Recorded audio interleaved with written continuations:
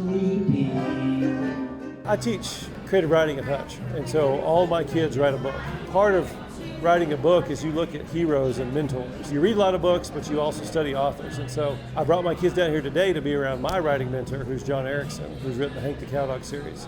And here at the Ranching Heritage Center, they're opening a new Hank the Cowdog wing, and John was doing a concert.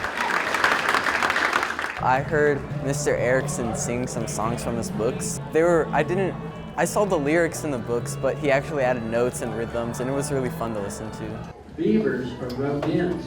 So they got to see a famous, great Texas author who's written over 100 books.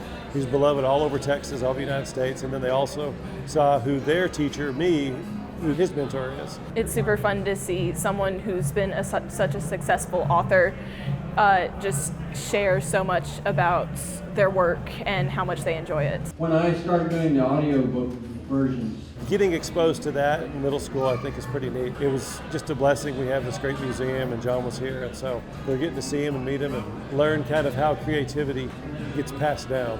It kind of reminds me like in Star Wars where there's like a Padawan, and then like you can meet like their master, and then you meet their master. It's like that kind of.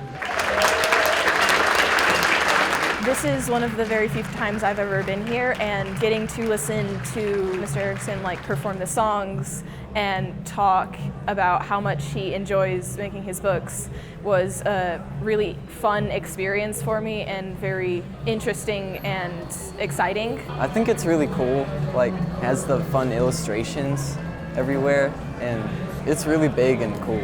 I think we live in an age where we think if I do something really cool on YouTube, I'm going to get famous. And that's not how famous works. That's not how success works. Success works where you do the same thing over and again, over and over and over for many years and make a really good product and take care of your audience. And when you do that for a long time, well, their success does happen and maybe you get famous, but it's not some quick thing. And so that's what I'm teaching them is, yes, you got to write and you got to write and you got to write and you got to write. And John Erickson wasn't always, successful guy with the museum with his character.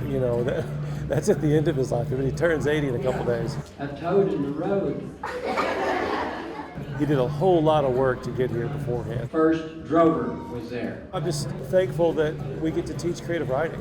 Just experience something that you enjoy and write something that you really care about and that you're very in tune with and understand.